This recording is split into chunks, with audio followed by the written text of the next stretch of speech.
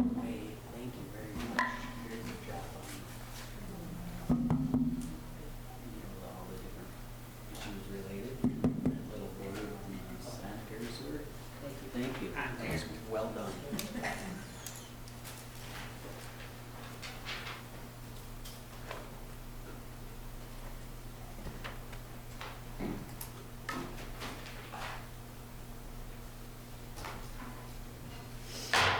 Good evening, everyone. Welcome to the Hutchinson City Council meeting for Tuesday, March 24th, 2020.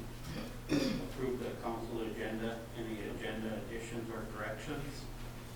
So, Mayor, Council, I don't have any additions or corrections at this time. So. Make a motion to approve. I'll second. Motion by Chad, second by Mary to approve the agenda. All in favor? Aye. Opposed? Carried. Invocation, River of Hope Church.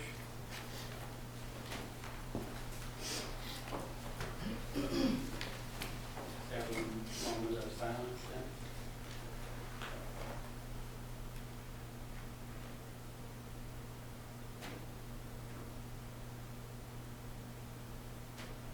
Next is Pledge of Allegiance.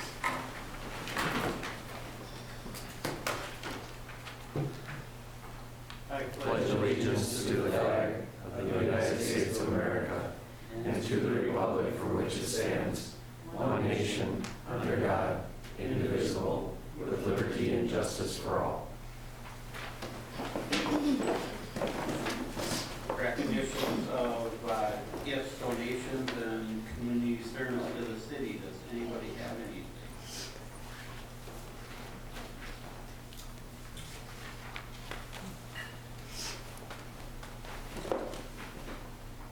Public comment, anybody addressing the council, please come forward.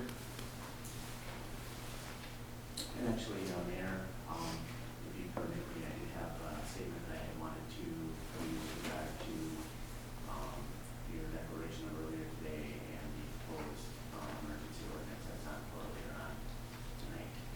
Go ahead. Because of the situation surrounding the existence of the COVID-19 virus, earlier this afternoon, Mayor Gary Forcier signed Declaration 2020-1, which declares that there exists a state of emergency in the city of Hutchinson so that the city can better and more flexibly respond to ever-changing information and events concerning the COVID-19 virus. Minnesota law permits mayors of cities to declare a state of emergency for a period of time up to 3 days without city council approval.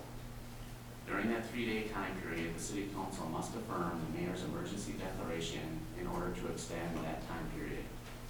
In fact, the city council will be considering an emergency ordinance to help the city respond to the COVID-19 situation later on in this meeting. By declaring an emergency, the city has much more flexibility in dealing with this current public health situation as it evolves, and particularly gives the city administrator, and the emergency operations manager the ability to avoid time-consuming procedures and other formalities when it comes to entering into contracts, employing temporary workers, adjusting schedules of existing workers, renting equipment, buying supplies and materials, closing or regulating hours of operation of public buildings, and adjusting the city budget.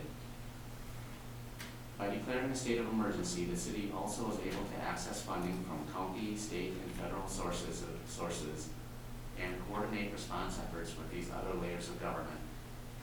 The city is making this declaration after many other cities and counties in Minnesota, including McLeod County and Minnesota Governor Jim Walz, declared emergencies in their respective jurisdictions.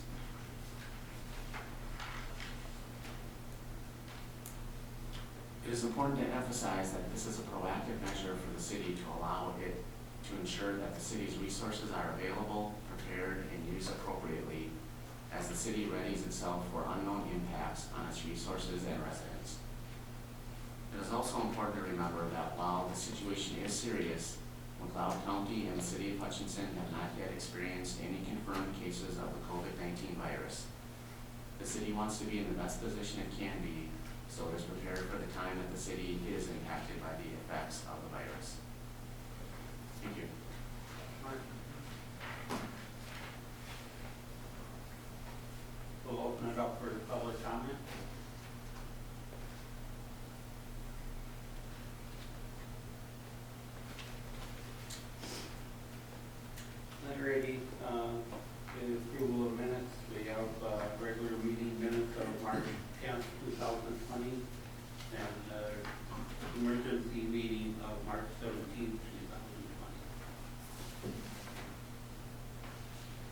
Motion approved.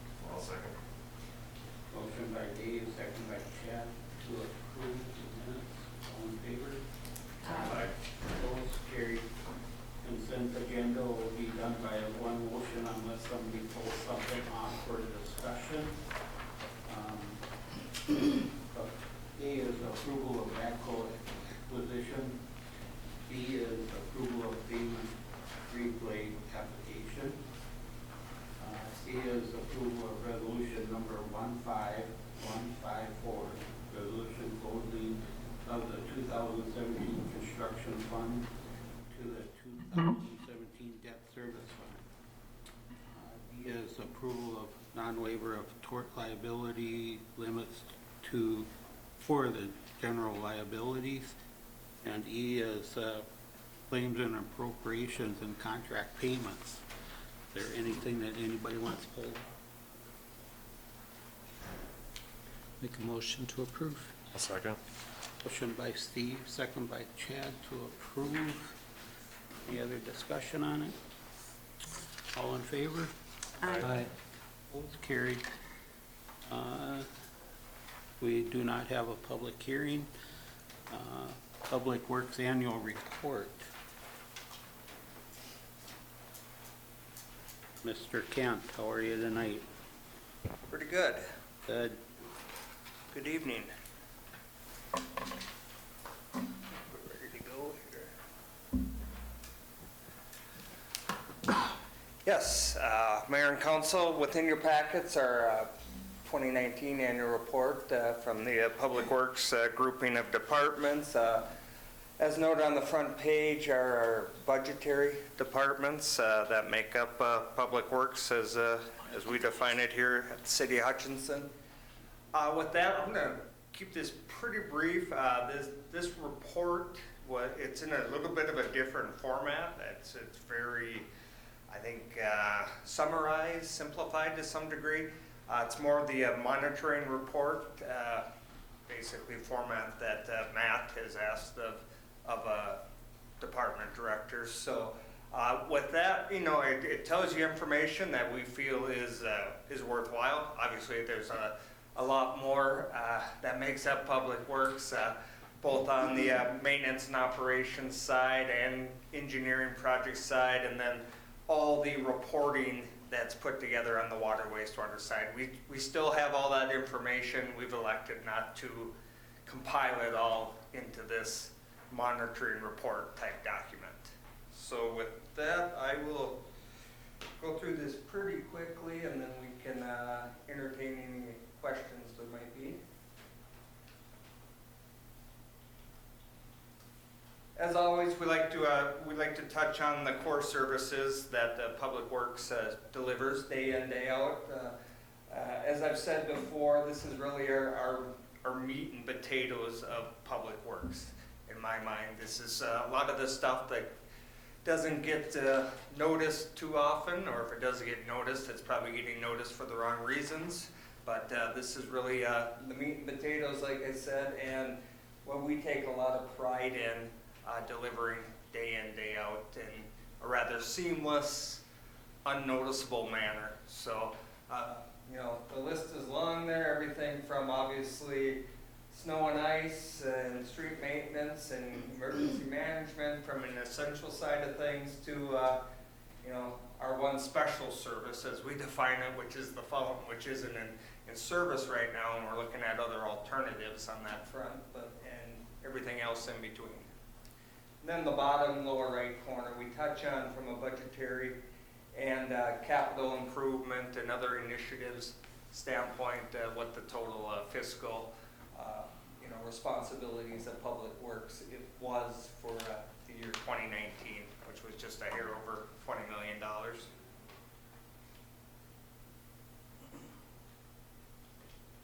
Engineering, like I said, you're going to see 4 pages here that are basically the same format. Engineering is obviously the department that I oversee directly. This includes our primary services, our staff, and then our 2019 budget.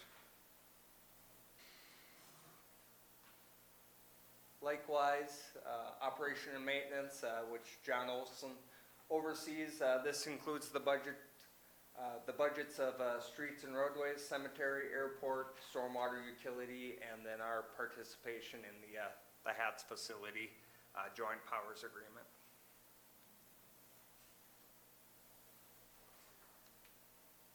Water, obviously this is what Eric Levine oversees on a daily basis up at the water plant, and his couple of staff members that are dedicated to that department. And then likewise, wastewater is what Tim Gradke oversees, and the staff members, the primary services, and also the budgetary amounts. And I think these are good, simple pages that we can just carry forward year to year. You know, it tells us what we need to know, what we're doing, the staff involved, and basically how much we spent on that operation in any given year. So I think it's a good, like I said, monitoring approach going forward. Then I guess we kind of get into the accomplishments, significant accomplishments. Won't go through all of these. From a project standpoint, roadway utility project, we had Fifth Avenue, sizable project, was on our radar for many, many years. We finally were able to deliver it. South Grade Road, we were fortunate enough to get some funding and take advantage of an opportunity there. And then, yeah, those were the major road and utility projects. We get into what some of the plant projects at water and wastewater. We did have the RO membrane replacements up at the water plant. And then we did some what we feel are fairly significant improvements at the wastewater plant on the old oxidation ditch system there. And then we get into some of the things that Mr. Olson oversees as far as just maintenance projects from an overarching infrastructure standpoint.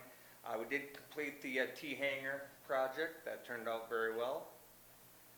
Doing a couple of things out at the cemetery, and then obviously the vehicle and the equipment investments. Looking forward, I won't spend a lot of time on this, but we just put pen to paper and got our list of primary goals and objectives for 2020. Obviously, the big one's going to be Main Street, Highway 15. No secret there. We'll talk a little bit more about that later on this evening. And yeah, albeit in the meantime, we still have plenty to do from just a capital improvement plan standpoint, both at the water and wastewater departments. Which one's Alley 57? VFW. Okay. Yeah. Yep. So we're still working with them, trying to accomplish that project this year, and it looks Sure. like we're going to be able to do so based on recent conversations. Okay. And then more so in the studies, planning, initiatives side of things. Obviously we have plenty going on. Looking forward on a water wastewater standpoint that's been in development with the rate study, and then also the associated long-term capital improvement plan analysis and documentation. Street projects, yeah, we have some things, some background studies and the likes that we want to accomplish, whether it be in 2020 or in the not too distant future. Lakes River Basin improvements, we've talked quite a bit about that. Northeast Ring Road, we've talked a bit about that in recent months. We're also looking at North High Drive to the east of the roundabout. At Highway 15, the county's identified that stretch of roadway between Highway 15 over to Bluff for an improvement project in the not too distant future either. And yeah, if you've driven it lately, you probably know why, but just drove it earlier today. Didn't have a good winter up there. Water distribution, we are just finally finalizing the water supply plan. Wastewater wise, the big thing is the MPCA effluent permit development. You know, we're still working with PCA staff on that front. It is somewhat in a holding pattern at this time. From the city standpoint, that's more of a good thing than a bad thing. And then also, like we've been talking about, and I know John Paulson's been talking to you, Mayor, about the Sustainability Committee and getting that kicked off. And then we also included just some general community survey information. You know, a lot of things in the survey, you know, are applicable to Public Works. And probably the most noticeable one, and yeah, I don't know if it's surprising, maybe it's a little bit disappointing, but is street repair and how we scored there, I guess, in the minds of the public, our citizens here, survey participants. I think we understand maybe a little bit where that's coming from, and some of the private roadways, parking lots and such that are severely deteriorated in this community, and how that reflects on us in some people's minds. So on that note, I think we just wanted to stress the next. Can you simple go back select- there a Yeah, second? go ahead, Steve. One metric from the survey that Yep. wasn't included, and I had to find it again in the survey, but it's water, it's titled drinking water. Yep. And that wasn't included in the survey. Thank you. Yeah. Yeah. Like I said, it took a little, where is that? And that was 78%, Yeah, which is yeah. kind of consistent with what it's been Yeah. since the new plant came in. Back in 2007, it was like 53%, so. Yeah, no, I think, good catch, Steve, first and foremost. Yeah, I do recall that was in there. Yeah, no, and I think that reflects well. And Yep. yeah, I mean, from a water, you know, quality standpoint, we're not hearing any concerns, nothing close to what we heard 12 years ago. Yeah, from the and community. it's similar with other communities that, like you have there, and basically the same as what it was last time we did it. And like I said, we just included some basic pavement management information. We're scoring within our range in the middle paragraph there of 65 to 75. The calculated amount for the entire network this year was 74. So we're happy with that. We feel we've done some projects recently that have covered some surface area. So I think that's reflected in what's being calculated within our pavement management system. So like I said, I don't think the quality of our public roadway pavements is being maybe properly perceived by the community. So yeah, we take that survey, I guess, score ranking with a grain of salt. Well, but again, that's an opportunity for a survey to try to drill down and understand that, maybe explain that better with people. Then lastly, we included utility rates, and just like I said, going forward, this is something we'll continue to include more of as a monitoring mechanism, and just to record it within this document. This is a survey performed by a consultant, AE2S.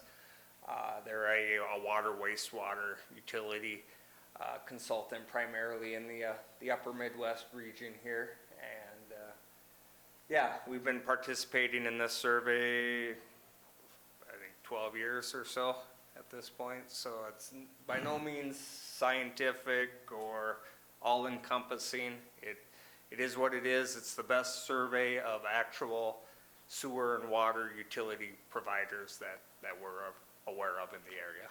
So that's the total monthly bill. I think it's fair to note the Yep. positive impact that the sales tax has had on the rates. Oh, And definitely. where we were one of Yep. the highest, now Yep. we're kind of getting close to the average. No And doubt, so- Steve, and that's reflected in this slide. If you look, yeah, what it's noting here is the rates back in 2012.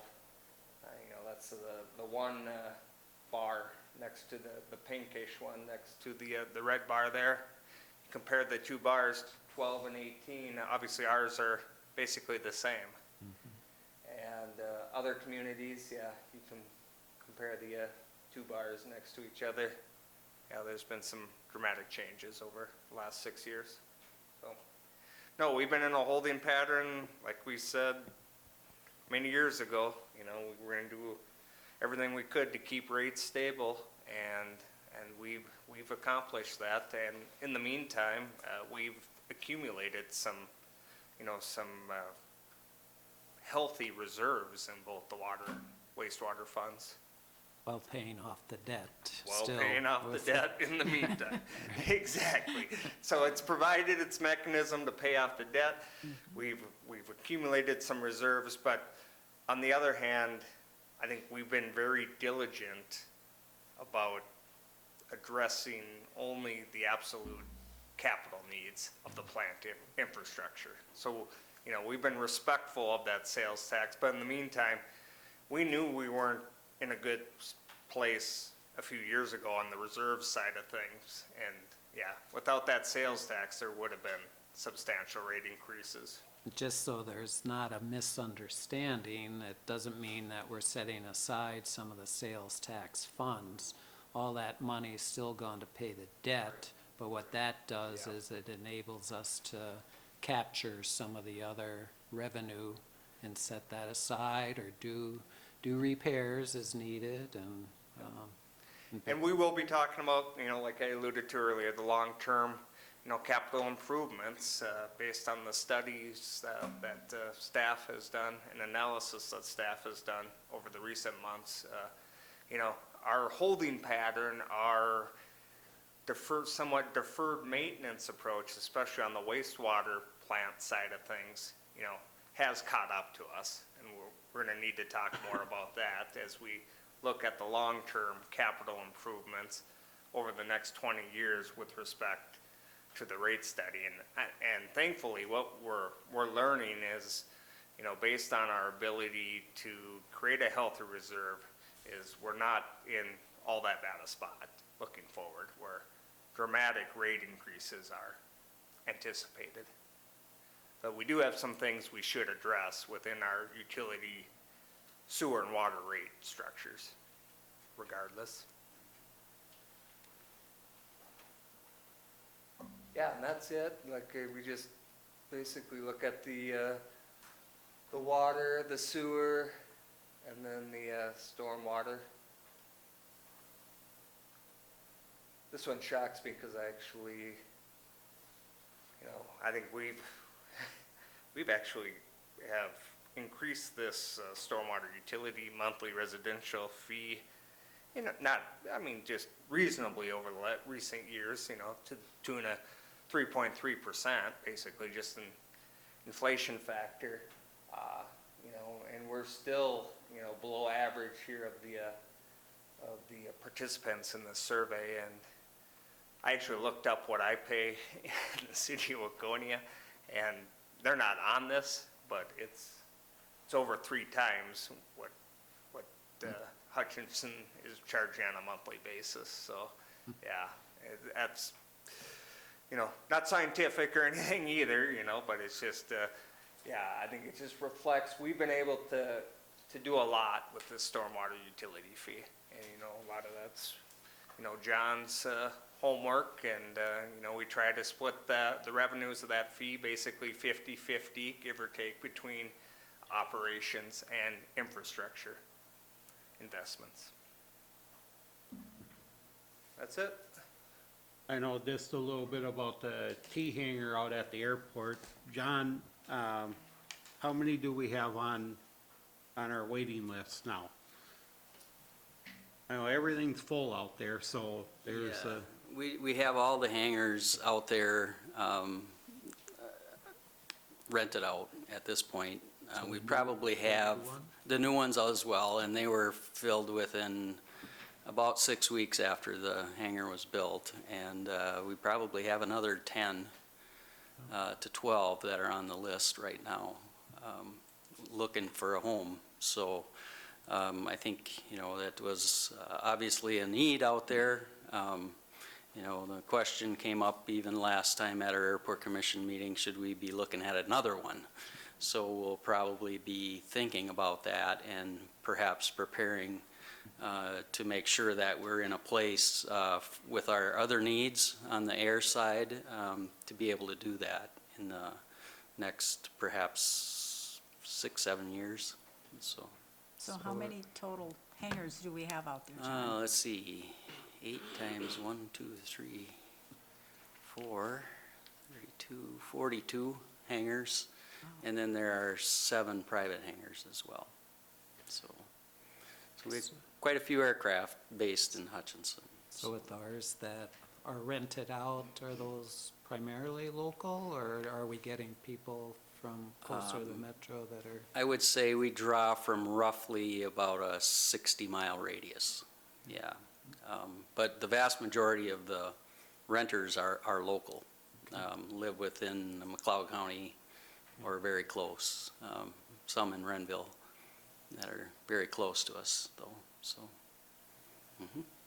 Thanks, John. Can I ask a question? Yes, go Since, ahead, by all means. This would be for Mr. Gradke. I see you're here, and this would be a chance maybe to remind people what should be flushed. It sounds like with the situation that's going on, some other things are. Oh, Tim must be, he's still smiling, so we must not have a It problem. must be okay yet. Yeah, we haven't seen anything yet. I mean, no noticeable drastic increase, but like I said, with the shortage of toilet paper, and there just might be the habit that people would try to look towards other products to use. And just a reminder that if you do use those products, they should go into the waste bin, not into the toilet. And basically, the rule of thumb is if it doesn't come out of your body or is toilet paper, and specifically toilet paper, it shouldn't go down the toilet. So we're just trying to keep everybody from having any issues. We don't have any issues with staff right now, but if something should happen and we have an outbreak and people get sick, obviously we're going to have less staff to deal with any issues. So we just want to keep things at bay. And flushable wipes aren't flushable. Are not flushable. Right.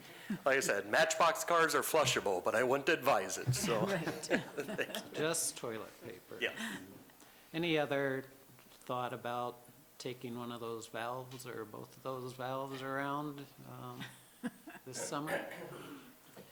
Yeah, actually, Maybe I've to been the legislature?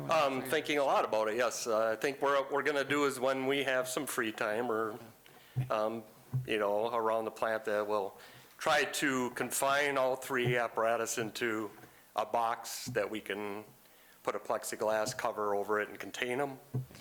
And then probably going to get a trailer that we can put them on, and Travel obviously a wipe. multi-use trailer, but something we can set that on that we could haul to the Capitol or whatever.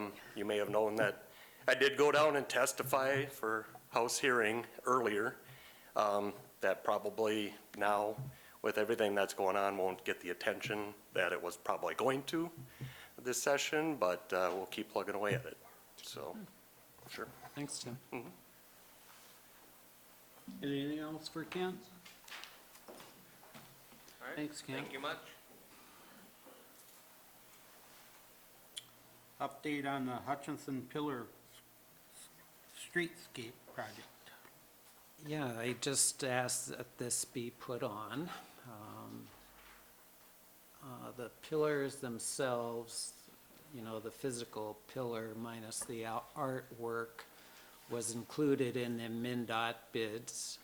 So we were kind of waiting to see where they'd come in at, and they did come in over budget by about $3,000 each, I believe, and so total it would have been like 12,000 different. I think it was like 52. Yeah, they were 80 or something. 5,800 and change. Yeah. Yeah. Okay, 58, so, but anyway, in lieu of that, you know, the Public Arts Commission talked about it, and we didn't want to ask the council for more money for the project. We appreciate the support that we had. But in lieu of that, though, as we talked, we just really realized that, you know, these are still very good locations and have opportunities to do something in the future. And so what we'd like to do is ask the council to still have the footings installed. We don't know what that price is yet. Kent would have to check with the contractor, but it might, since it was like half above, half below, you know, no I'd say- bricks, so. Probably a little less than half. Yeah. You could call it $2,500 each as Yeah. an estimated number at this point. So for $10,000, we'd have these 4 locations that would have a footing under it that could be utilized for art in the future, could be utilized maybe for some other streetscaping signage or whatever. So that would be one request, and then 2 is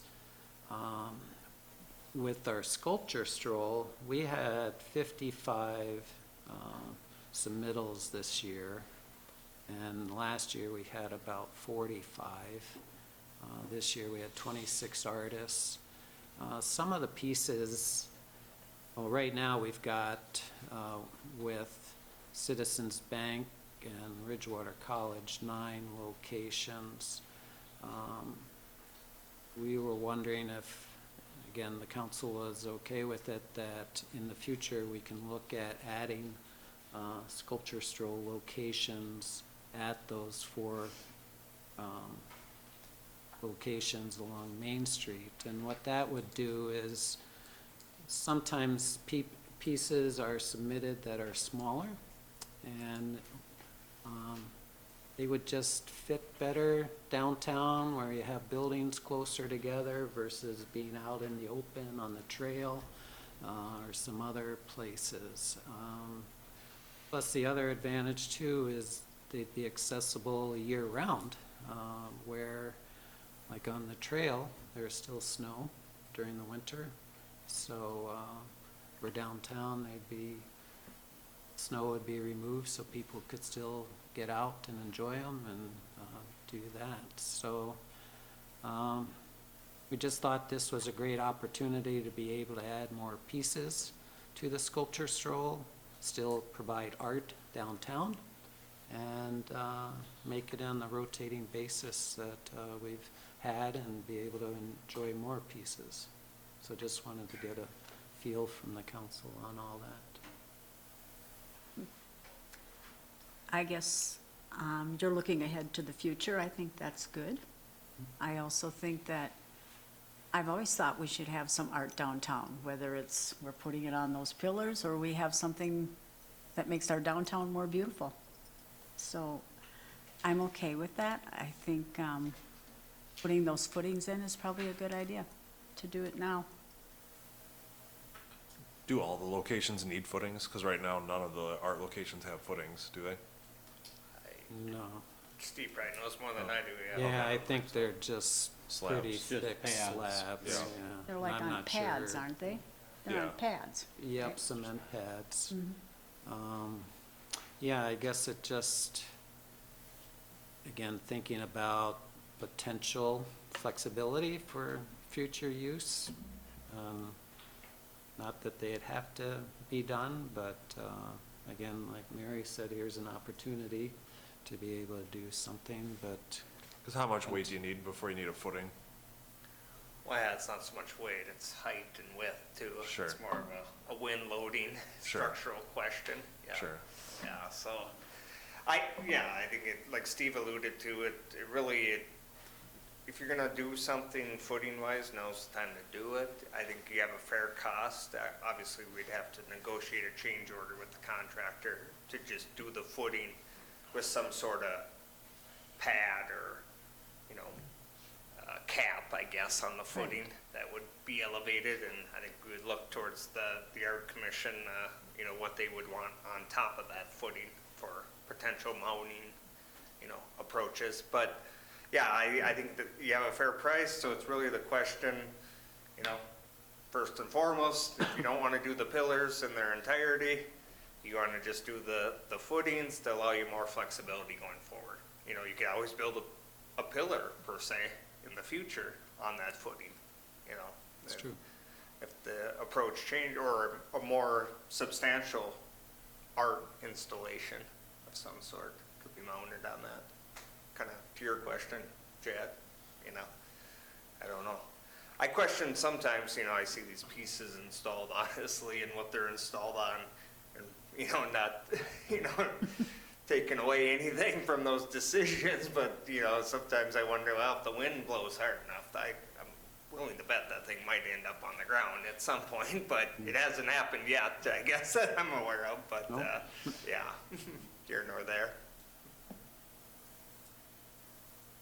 So maybe just work with the contractor and maybe Yep, come back. once and- MnDOT, has the contractor, under contract, which probably towards the end of the month here, early April, we'll then be able to, work with MnDOT, and they'll start to negotiate a change order approach. And I guess what I would ask of, the Art Commission, like I said, Steve, is, think about what you'd want on top of that footing, because Yep, yeah, it's What are we obviously gonna be that talking pillar, the brickwork of the pillar was gonna be flush with the sidewalk. yep. Yeah, so if the council's okay with that, that'd be the next thing that one of the next things the Art Commission would talk about is look at opportunities. Sometimes you see in some of the other art walks, maybe there's looks like a boulder or some kind of cement structure that might be 3 feet high or something like that, that the piece could then sit on top or get bolted to. So you're not actually bolting into the sidewalk each time like we do with the pads, but you're doing it on top of that other structure. So.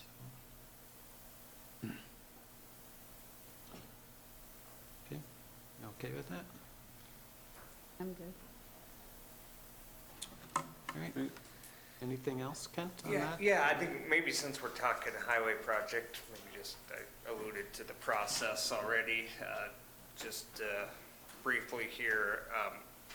As of yesterday, MnDOT statewide is moving forward with construction projects, so nothing's changed from MnDOT's standpoint, but, things could change in a hurry, depending on what the governor does, if he starts, declaring or deeming essential, non-essential services. So, but at this point in time, we're under the understanding that MnDOT is still going through the contracting process with the apparent low bidder. We should see that, like I said, towards the end of the month, if not early April. We're still planning on having the special council meeting next Tuesday, a week from today. At that meeting, however, we won't administer the assessment hearing in its entirety. We'll simply open it, recess it until, at this point, we'll set the date as the first meeting in July. So we'll do that assessment hearing then. From a statute 429 special assessment standpoint, we're able to do that. Basically, we're going to do what a lot of cities already do, is they administer their assessment hearing after the project or into the project. So what we'll be doing next Tuesday is simply accepting the bid and awarding our share of the bid to the contractor. We're asking council to do that. I will provide an overview of all the project costs that I've been able to identify, in between now and then.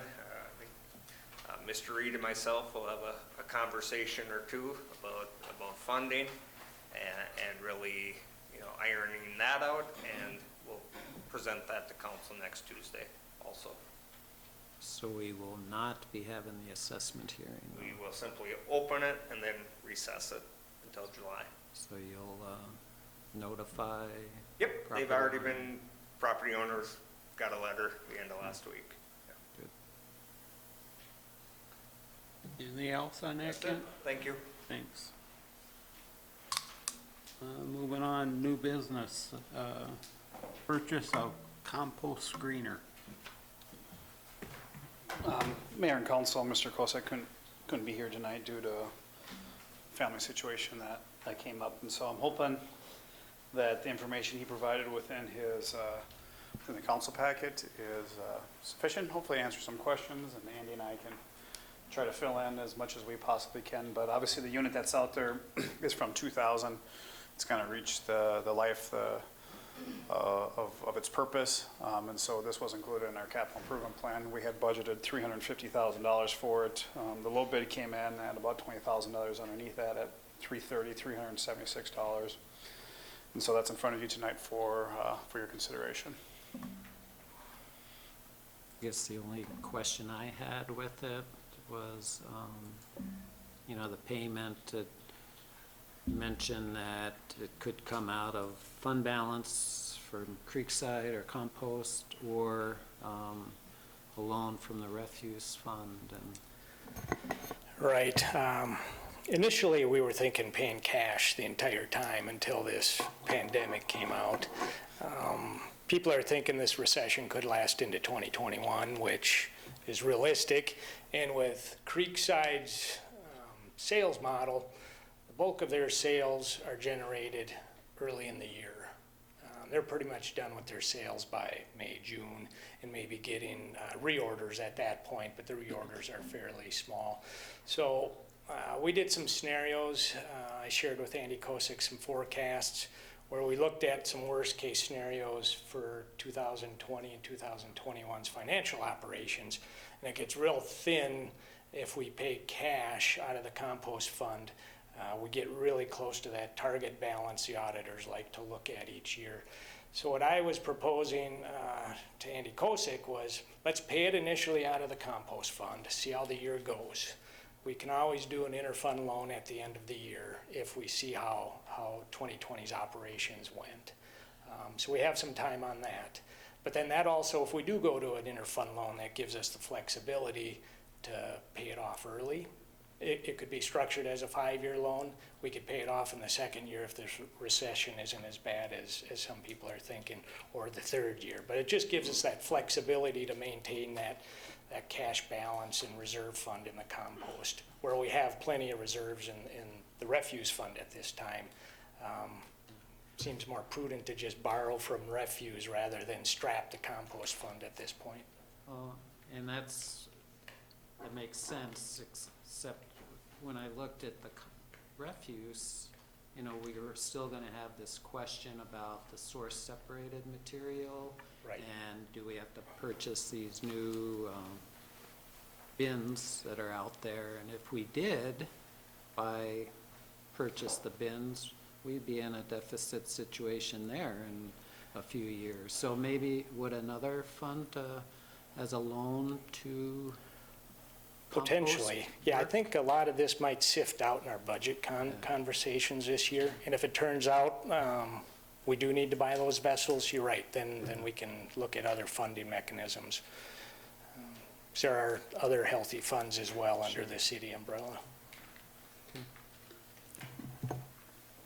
I do believe that they did have one of these machines out and Tested it, yeah. tested it, so Yep. I think Andy was very pleased how it performed. So, Correct. I'll make a motion to approve, and with the payment through compost fund balance at this time. I'll second. motion by Steve, second by Chad, to approve the purchase of compost screener. Any other discussion on it? All in favor? Aye. Opposed? Carried. And we have resolution number 14450, resolution affirming the purchase of real estate and authorizing Matthew Yannick, city administrator, to execute documents required for the real estate purchase, the Econo Foods property. We need to talk to Mark about this whole Matthew stuff. It's only my wife or my mother who call me that. So. Sorry about that, Matt. But Why, did you think you were in trouble? Came up, but chills down my back, so. but, Well, you're not in trouble, so. thank you, Mayor and Council. Very briefly, it's a formality as part of the closing of the transaction for the Econo Foods purchase that we're going to make on April 15th. The title companies require documentation from you as the governing body of the city to authorize Mr. Yannick to, excuse me, to sign the closing documents and any of the documents that might be required to close the transaction. And also because when we initially approved the purchase of the property, it was not done by resolution. So they are asking that that be done as part of this as well, and that's why that initial reaffirming language is in this resolution. So I'd ask that you approve it. I'll make a motion to approve it. I'll second.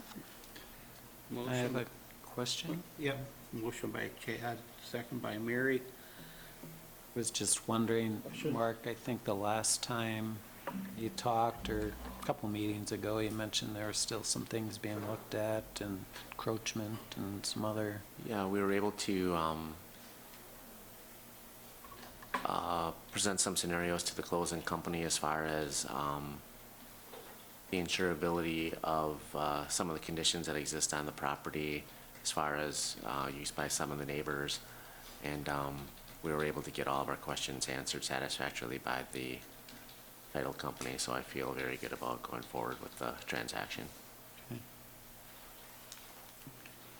Thank you. Call a motion, all in favor? Aye. Opposed? Carried. Thanks, Mark. Thank you. Items related to the COVID-19 pandemic.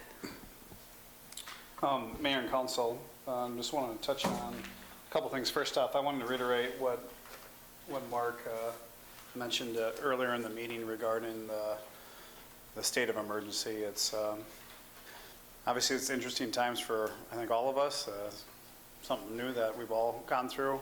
But I know, especially in the last week, as we saw other entities declare state of emergencies, there started to be some conversation, especially within our community, about, well, why isn't the city of Hutchinson declaring a state of emergency? And so I thought it was important that Mark identified the purpose behind that, because I've heard everything that, you know, if we had declared a state of emergency, that we'd be able to enforce social distancing and all these other things.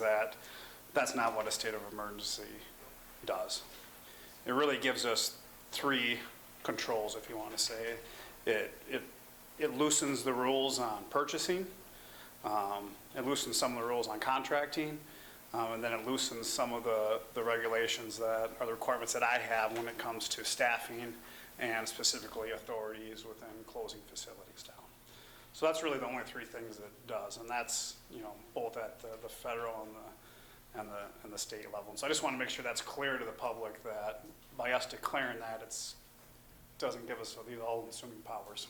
So. Plus, it also provides the opportunity maybe for some reimbursement through federal or state funds. Yeah. Yeah, and so I just wanted to make sure I clarify that for the public, because it's interesting things I heard that we should be doing, that even though we declare a state of emergency doesn't mean we still can do those things. And so, but as we look moving forward, once again, that's more or less just to kind of open that toolbox for us as we looked at that, or with doing that state of emergency that obviously you guys will be discussing here in a little bit and potentially looking to ratify. But one of the things that we have in front of you tonight for consideration is policy 3.27, dealing with pandemic response. This has more to do with our staffing and with our employees, and this obviously hasn't been updated since it was originally adopted back in 2009, so staff has spent some time looking at updating this to clear up some of the language that was in there and that was even outdated. But I think the most important thing for the council to realize that what this policy does is it sets a mechanism in place, as we've seen with a lot of other businesses and other entities, in a way to pay our employees in the case that they're out because of COVID-19, or even if they have to be potentially placed on leave or if we don't have work for them, if we get into essential services, that this provides a mechanism for them to still receive some sort of payment from the city. And so that's, I guess, the main reason behind this policy that's being presented in front of you tonight for consideration. I think the most important thing for discussion tonight is that section 5. We've identified a couple different options that would deal with ways of how we would pay our employees. The one thing I did send out this morning, I think I touched on a little bit late last week, was that there's been new federal rules that have come out, or federal laws that have come out regarding FMLA leave in regards to this, along with sick leave. Just a couple things to point out that doesn't cover is if, in the case that we have to send somebody home, those policies don't apply. And so what we're presenting to you tonight would apply for that. Even if somebody is in need of staying home because of daycare issues or other members are sick, this policy kind of helps, I guess, make employees whole, if you want to say, for at least a period of time, because I think even with the FMLA leave, it's 2/3 of a payment. And so this is kind of, if you want to say it, just I guess our way to ensure that employees have something. And I've shared this many times. We know that 70% of our budget goes to staff. It's really the most valuable asset that we have here at the city, and so it's just trying to find a way to preserve it for at least a period of time as we take a look at some of the uncharted waters. So in front of you tonight is a policy. One thing to note, we made this policy prior to some of these federal laws coming out, and so right now I think we've got 3 weeks in there. If there's a desire to look at something like 2 weeks, I know there's been some comments on that.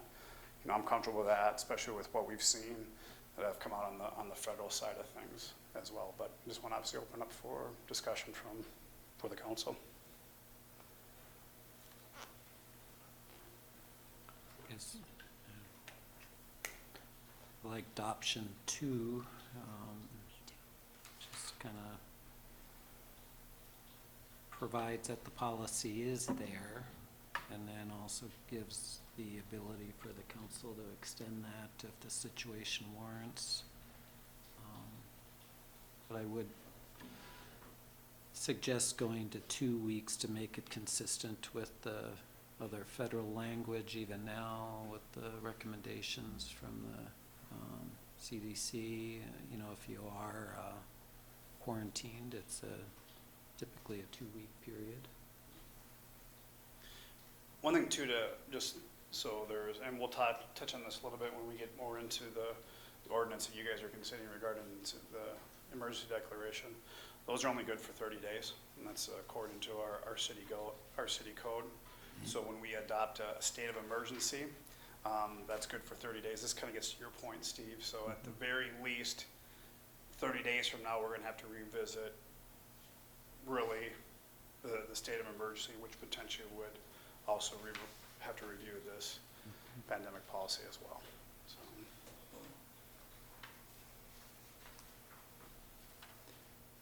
Is there any need to mention, like if temporary guidelines come from the state or federal government, that would be incorporated, or So actually, is that automatically done? Brenda's here and she can correct me if I'm wrong. The federal guidelines have come down. The impression that we've got is that needs to kick in first. Yeah. So, that's just, and assuming the council would adopt something tonight, that will be the communication that we work on with our staff tomorrow. Here are kind of the different layers of this. You've got the federal guidelines, you've got this pandemic policy, and then you've also got what you currently have available to you for leave. And one thing that this does is that it expands some of those uses of your sick or vacation leave too. I also liked option 2 out of the 3. I thought option 2 was good. I liked the part that the city council reserves the right to lengthen that paid pandemic leave also. I think staff would recommend 1 or 2. Third I threw out there just because we've seen some of that out there, but Right. most of them are going to some sort of a set time frame. So Steve, you liked everything about option 2 except for 3 weeks? You'd rather see 2 weeks? Yeah, I guess I just wondered about, since we have the ability to lengthen it if we want, but it just makes it consistent with some of the other recommendations and things that are available. I like option 2 with the 2 weeks put in. Again, you think that's workable too, Matt? on your end? I definitely think it is, especially on top of the federal guidelines that have come out. I mean, so that really, I mean, in one case, depending on the situation that you're at, we're almost looking at it in 4 weeks with this policy, depending on the situation. Not for every situation will that fall into play.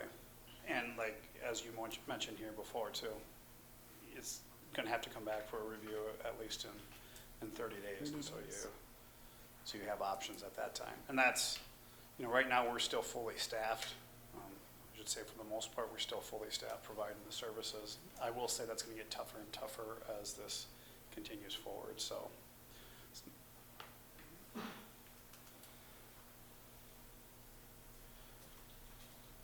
And so I guess what I'd ask the council, if there was a desire to adopt something, would be to adopt it then with the option, with whatever option you want to, as laid out in section 5.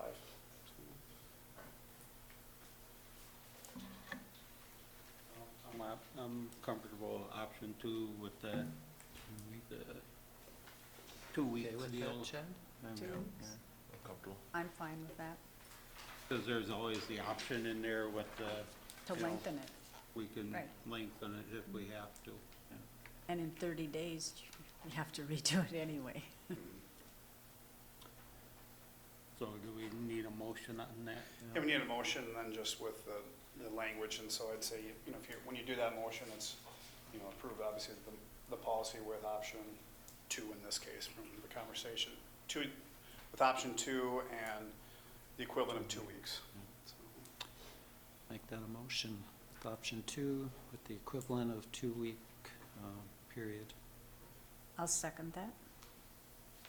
Motion by Steve, second by Mary, to approve option 2 with 2 weeks. Any other discussion on it? All in favor? Aye. Opposed, carried. We have resolution number 15155, resolution implementing temporary utility billing procedures. Mayor and Council, I can take this as well, and if I miss anything, Mr. Reed can fill in.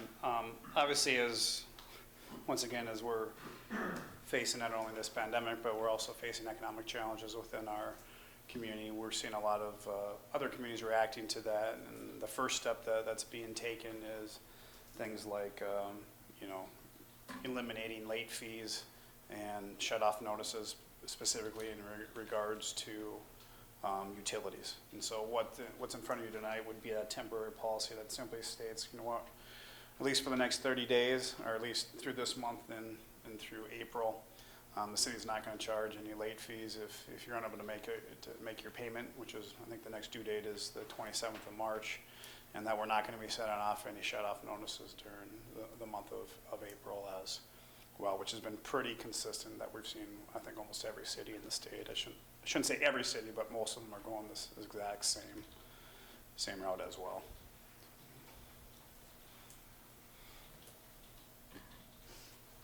Make a motion to approve.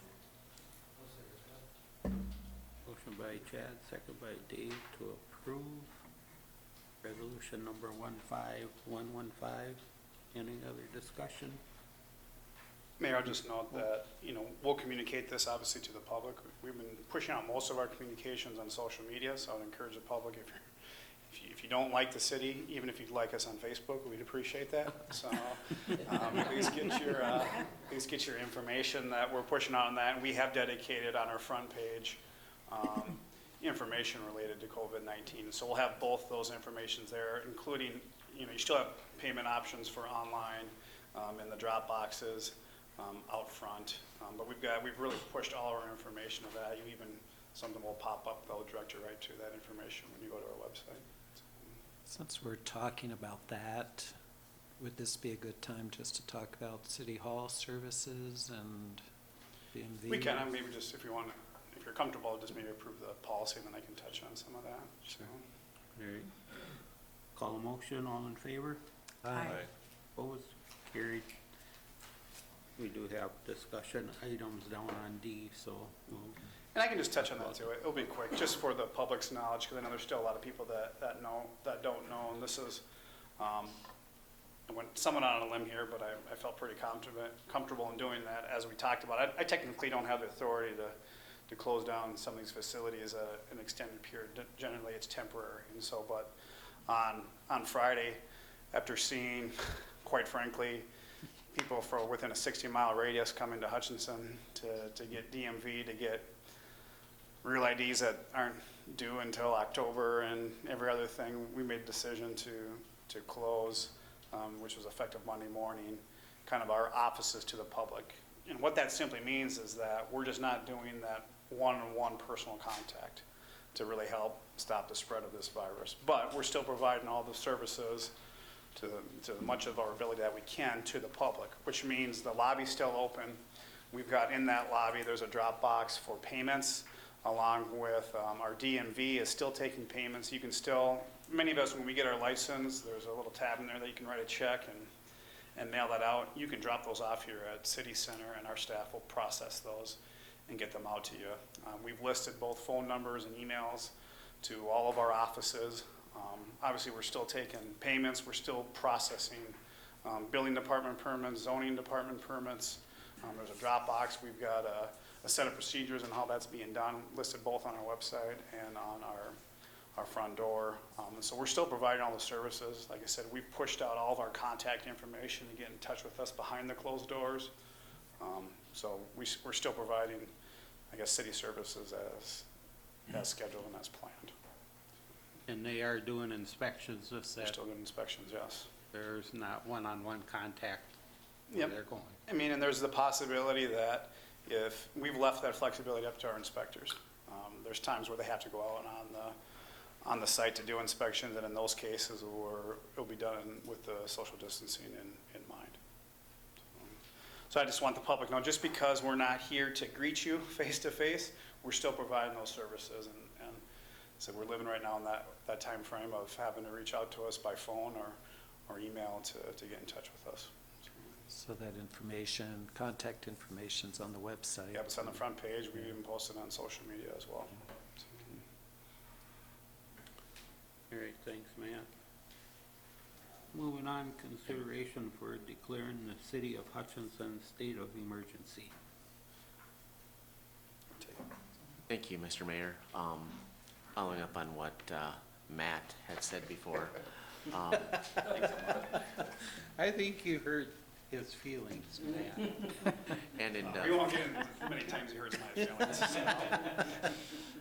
and in conjunction with the statement that I had read earlier, a little bit after 5 o'clock today, the mayor did sign his declaration declaring the state of emergency in the city of Hutchinson. And dovetailing what Matt had said before, in a way it's unfortunate that that's the language that the statute has, that it has to be deemed a state of emergency. It'd be nice if they had some option like heightened awareness or yellow alert or something like that, but nevertheless the statute mandates that language. And as Matt had talked about before, the mayor's declaration is only temporary in nature. It's only good for 3 days unless the city council confirms the declaration, and that's what part of this ordinance before you now is going to do. Matt also talked about some of the major portions of the ordinance. It talks about the city now has more flexibility when it's buying things. The ordinance is going to give Matt some additional power as far as being able to be more flexible with work schedules or perhaps rearrange work assignments. Also is going to give Matt an opportunity to have more control over when buildings are open and closed. One additional thing that the ordinance talks about doing that Matt didn't mention before is that by the passage of this, it also activates the city emergency response plan. So, worst does come to worse. the police and fire chief are gonna be able to perform their duties, function with that emergency response plan. And I guess lastly, again, as Matt had said, the ordinance, extends this period of emergency, if you will, up to a 30-day time period. That 30-day time period can be lessened by action of the council, so if things work out really, really, really well and there's no need for it in a couple of weeks, the city can rescind it. And also, as Matt had mentioned, if circumstances warranted, it can be extended. That would take some action, council, in about a month or so. But unless there's any questions, I do have the revised ordinance for you to approve tonight. One thing I'll note too, and this is important, just the way this is set up in Minnesota, only the mayor can declare an emergency. And so, some people say, well, why did the mayor sign that before the meeting and not wait to the council? And it's more formality than anything, but because the mayor is the one he's the only one who's granted that authority within statute to do that. So that's why there's the mechanism out there. And I'll stress before, as both the police chief and the fire chief said, there's no need to panic within the community. This, like I said, for the most part, is more of a control mechanism for how we do business here at the city.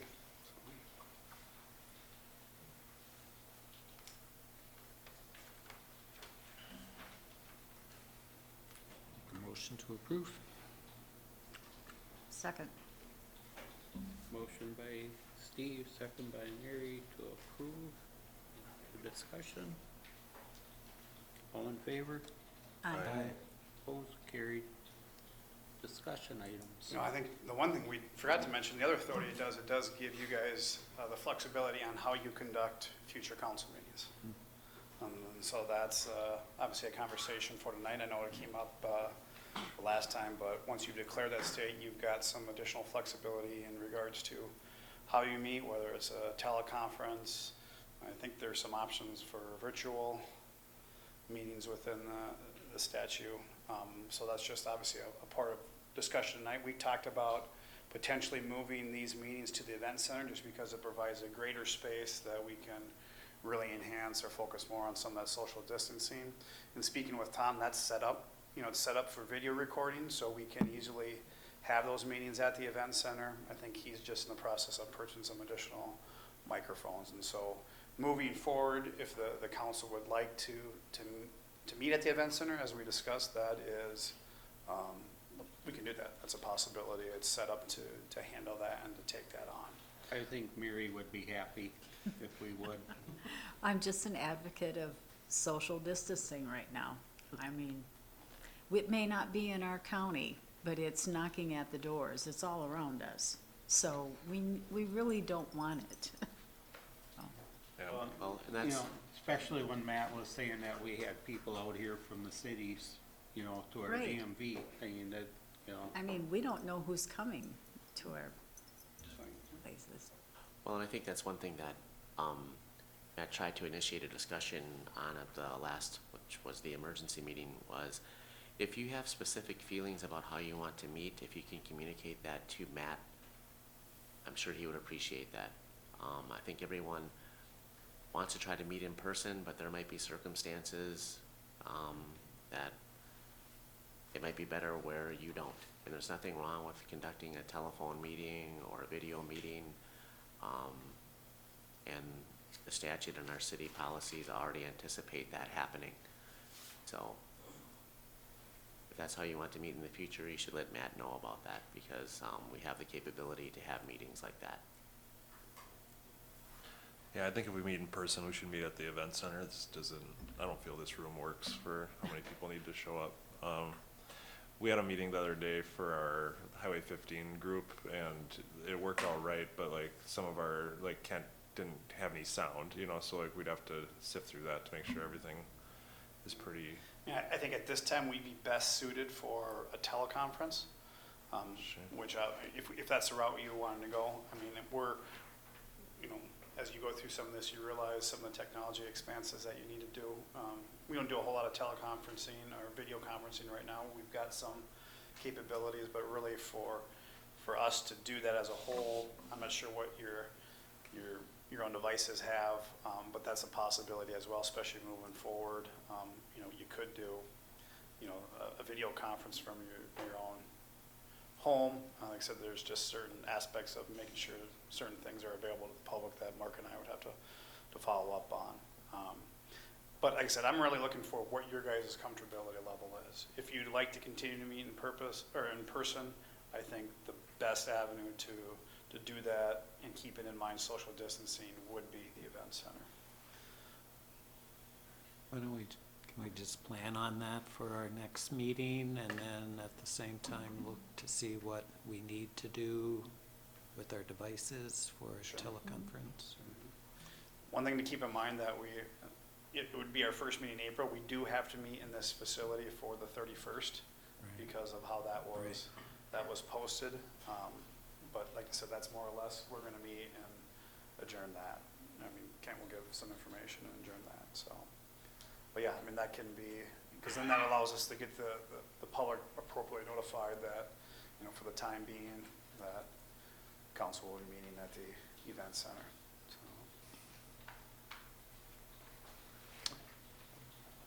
That would be fine with me. I'm I okay think with that that. Should we make that a motion now? I think it'd or- be, I think it's smart just to have Yeah. that on record, that that's Sure. the desire of the council moving forward at this point, is to have regular council meetings. And I suppose, well, any special meeting, we have to note the location, so, but then I guess any future meetings outside of the 31st at the event center. So. Do you have a motion for that? Sure, I'll make a motion and do that. Second? Motion by Dave, second by Steve to have the city council meetings at the event center. Any other discussion? All in favor? Aye. Opposed? Carried. Anything else, Matt? I guess I'll open up for the council if there's any other discussion that you'd like to have regarding, obviously this is focused on COVID-19 and the coronavirus and impacts on not only the city as a whole, but our operations, so. As far as other committees that use this room or the school board, would you offer, you know, the? I think we can let them know too. I'm not sure what Yeah. the school board, have you got any communications, Melissa? Yeah, I'm not sure what their plans are for Right. the future meetings, but we can at least let them know that there's capabilities at the event center to do I that don't as know well. if the planning commission, for example, or joint planning. Yeah, that's possible. Right now, they're kind of, In limbo? they've got items that they're gonna need to act on for surely within the next 60 days. I think they're just kind of waiting to see, I mean, their next meeting's not scheduled for mid-April, Okay. so they've got a little bit of time, but I know they're considering whether it's teleconference or Yeah. event center, those are things they're talking about as well, so. No, I'd like them, you know, the boards and commissions to make sure that, you know, if there is something out there that's important, that we gotta keep moving ahead. But I mean, there's some statutory requirements, even when it comes to building permits and planning and zoning permits, that we still need to meet during where we're currently at. Like I said, I don't think any of us know what happens if there happens to be a stay-at-home or stay-in-place declaration. We'll find out what that means. That doesn't necessarily mean, though, that certain legal requirements get suspended. So there's certain things that we would still need to do. I do know that the EDA is doing teleconferencing they've got a meeting that's scheduled tomorrow, and I think Marcus Hutch Utility is doing teleconferencing too.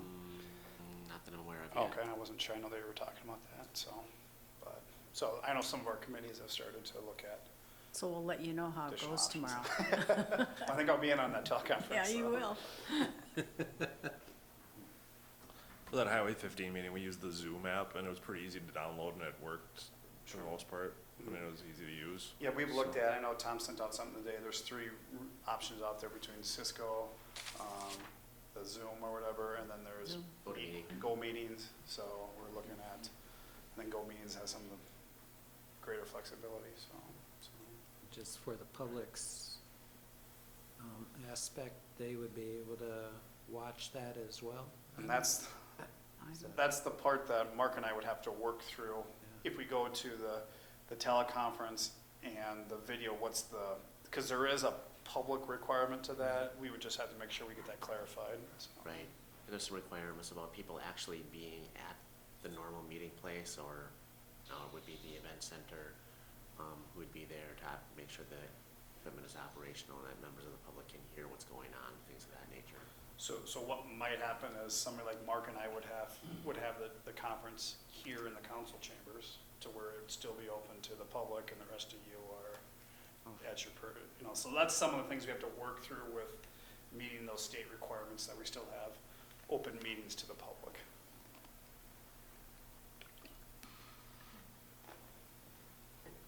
Yeah, my 5-year-old pleaded with me to not close the parks tonight because I told him that Edina did.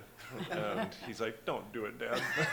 So, That's gonna come back to haunt. yeah, so, Well, and I think it's since we're talking about that, if we want to touch, I think the public kind of knows for the most part what has been closed, and because most of that has been closed by the governor's orders, but obviously Birch Arena, the Civic Center, or the Rec Center, the Event Center, senior dining, the senior center, all those facilities are closed. The library is closed, and obviously the face-to-face contact here in this building are closed. So most of that was done by, governor's orders in regards to recreational and congregational facilities, and so those are currently closed. We are not at this phase looking at closing the parks, you can tell. On that, but like I said, this is changing every day for us, and I would say even time with both Mike and Tom, I think the last 2 or 3 days have probably been as normal as it potentially could be during this time for us. So things, but I said all you need is 1 or 2 actions taking place in the next day or two that completely shifts all of that. So and I think it's also important to note, based off of some of the feedback I think at least some of the elected officials have made, we personally, the city of Hutchinson, is not closing down businesses. That is not our role and responsibility. It's not any actions been ordered by any of you, but there's some confusion out there that those actions are being done by the city. And as I noted the last time too, we don't have social distancing inspectors out in facilities. But I can't deny that there aren't people who are potentially posing to be them on behalf of the city, so. Everybody don't have the wingspan you have, Yeah. so. spin around in a circle and Yeah. touch anybody, you're out of here. Yeah. Anything else for Matt?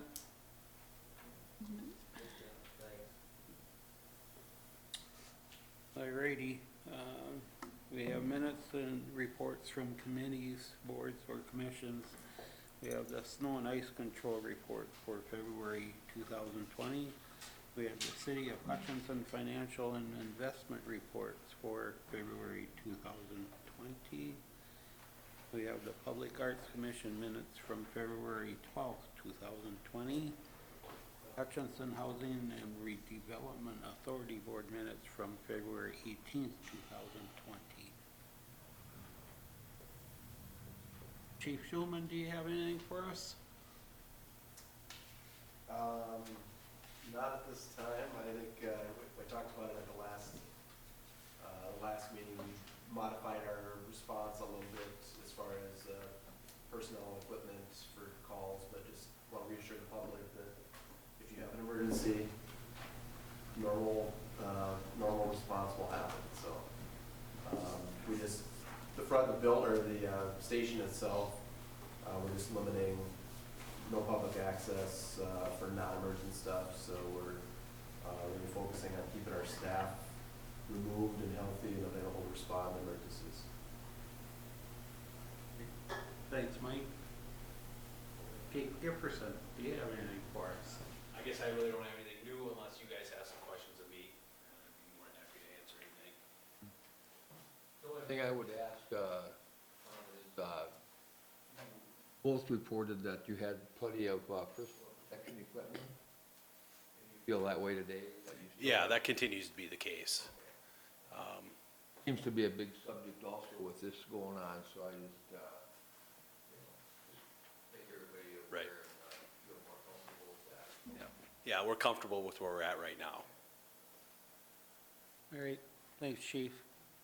Kind of with that, do you get inquiries from, say, the state to check on your inventories, or anybody checking out for you? I heard the governor, I don't recall if that was today or yesterday, where he indicated he was going to start asking for inventories of PPEs. We haven't got that official request yet. I don't know that it'll come this far down. But I will say that there's been a number of community members that have contacted us about donating gloves, masks, that type of thing. And again, we're comfortable with where we're at right now. So I would just suggest that if people have the desire to do that, we're going to take down your information and ask you to store them. And then if we get to the point where we do need those resources, then we would probably contact them and have them donated at that time. But we'd certainly appreciate the desire for them to do that. Again, it may get to the point where we don't have room to store it, so. Have you heard it, when you say that, another alternative would be the local healthcare facilities, unless, have you heard that they're doing all right? I haven't heard to the contrary, Yeah. so I guess that leads me to believe that they're doing okay at this point. Again, keeping in mind, we haven't had any confirmed cases yet, so it's just a matter of time, I would guess. And then what their capacity is at that point. But Great, thanks, chief. John, you have anything for us tonight? We're in the middle of switching seasons, and it's pothole season, and we're quite aware of the potholes that are out there. We don't have hot mix yet, but we will be getting some, specialty patching material later this week, particularly in some of the worst areas like Roberts, and there's a few other streets that we've identified. I see Dale and Second. Yeah, Dale and Second probably will wait a little bit until we can get some hot mix because that seemed to work well last year, and the ones that you're seeing this year are new. For the most part, what we had down last year worked, so we want to keep going with that method if we can. Street sweeping is underway, so just a reminder to folks to please keep your trash cans up on the boulevard off of the curb line. We appreciate that. When did you start that? We started sweeping in earnest last week. Okay. And so we're approximately 2/3 through the community, at least for the first shot. And then we'll go back and start doing the fine tuning as soon as we're done with it, the whole town, so. Are they gonna hit the trails with sweeping? I will work with Sarah on that to see. The machine that we have, we can, but partly what we want to make sure of is that we got good dry conditions to do that based on the weight of that machine and running down the trails. So trails usually lag a little bit behind just because of that. The other thing is alleys. Alleys are soft right now. Certainly nothing like we saw last year, thank the Lord. And we will be taking care of those starting next week. That should give time, if we do get a little rain tonight and tomorrow, that'll be a good thing for the alleys, and then we should be able to get in there and get working on them next week, so. I talked to a contractor today and said that most of the frost is gone. It is. So, Yep. maybe we're past Yeah. the potholes. I'm not gonna say anything for 2 more weeks, but, but we also haven't seen near the damage that we did last year at this time, so that's a good thing. Yeah. As Thanks, far John. as trails, Sarah might mention, I think Parks Department, maybe last year, a year before that, bought a blower. Yes. And that's what they typically utilized on the Yes. trails, and pretty effective. That has worked well, and I'll, like I said, I'll coordinate with her and we'll figure out. But I would suspect we're probably a week or two ahead of that point yet, so. All right, Okay, Thank you. Thanks, Sean.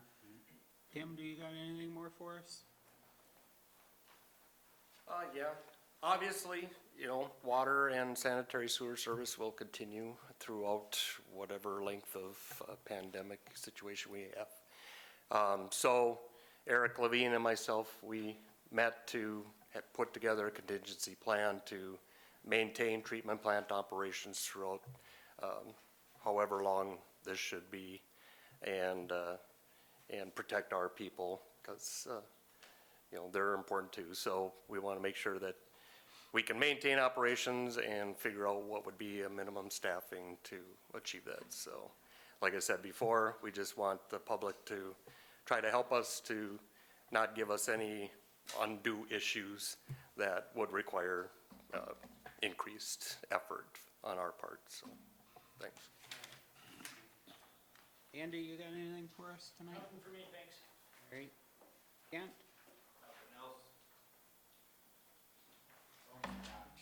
Are you sure? Mr. Sabora? Nothing else. Huh? Dave, how about you?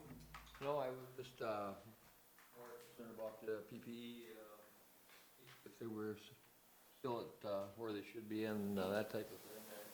You can only live it day by day, so it's, you go places and there's a ton of people, and you go some other places and there are no people, so, it's, everybody takes it with a different grain of salt. And I think it's good that they give the elderly the option to go like to Walmart to shop early in the morning.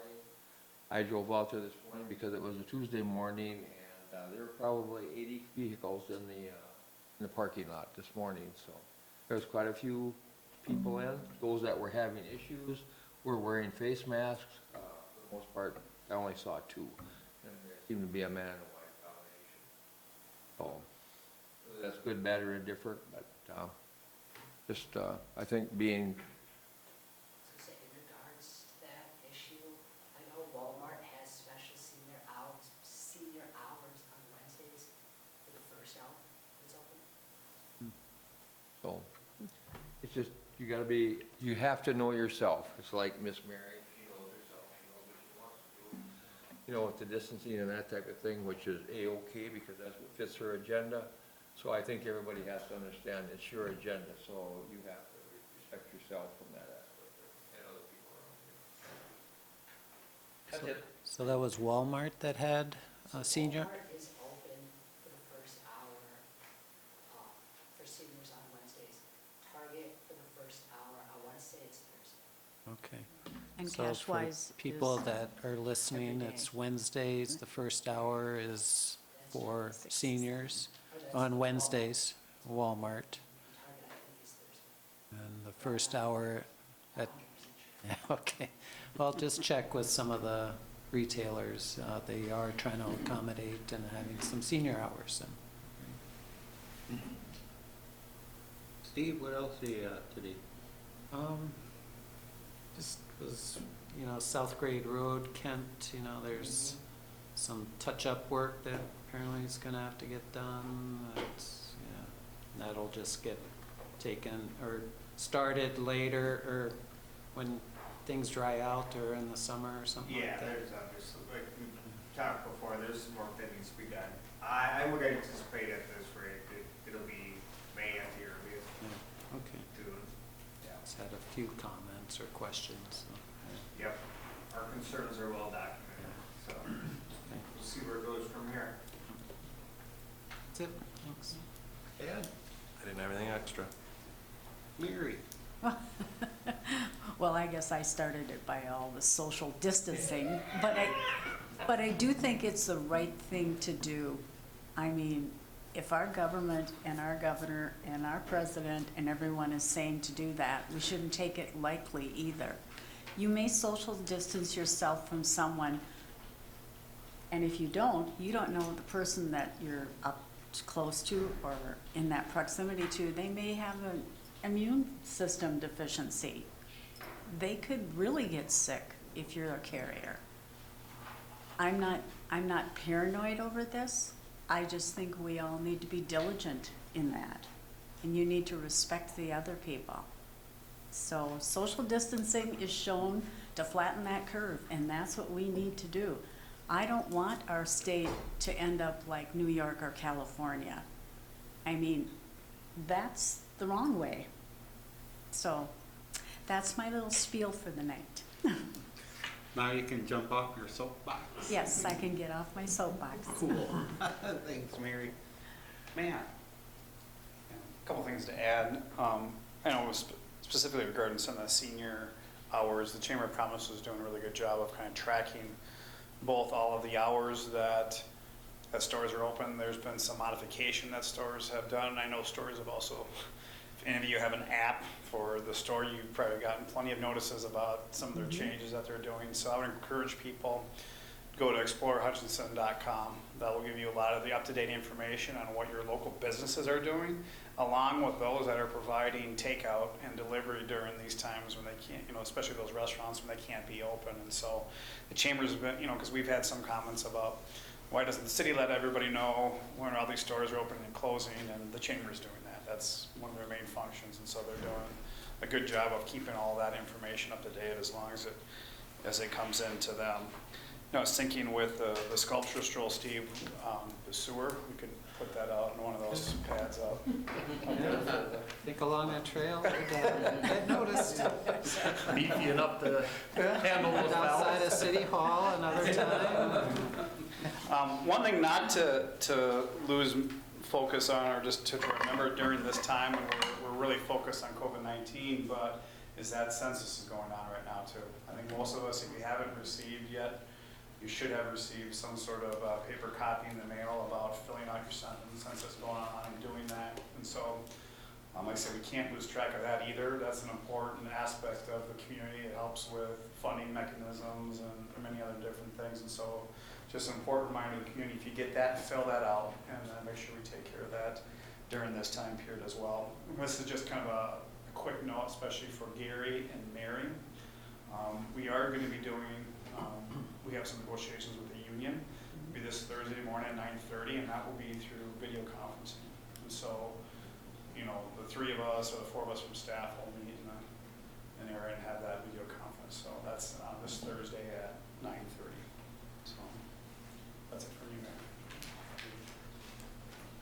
Chief Gifferson, just something just popped into my mind. Is there, I know there's been some scams out there now again. Have you heard more about that lately, or?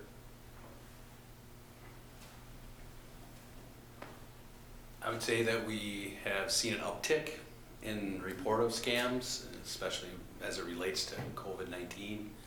I think some of the more popular ones are, we're going to send you some toilet paper, we just need your credit card information over the phone, it'll be in the mail, those types of things. And we're also seeing a little bit of an uptick of just the regular scams that we always see about, send us $500, you've won the lottery, and you'll get $2.6 million back. So obviously criminals take advantage of this time. And so I guess I would urge citizens to be wary of that. And chances are, if someone's asking for your personal information over the phone and you didn't initiate the phone call, then it's probably a scam. I guess that's probably the best rule of thumb. They called me and told me that Johnny was in jail. I should send like $50. I said, he got in there, he can get out. Hey, hung up on me. Oh, well. Thanks, Tom. Well, the only thing I got is since we did get a new puppy, so I've been out walking the puppy. It's not a puppy anymore, but along the trails, and please, people, if you're out walking your dog, there are pickup stations at all over, and so please clean up after your dog. I know the dog park, I think it was in Carver,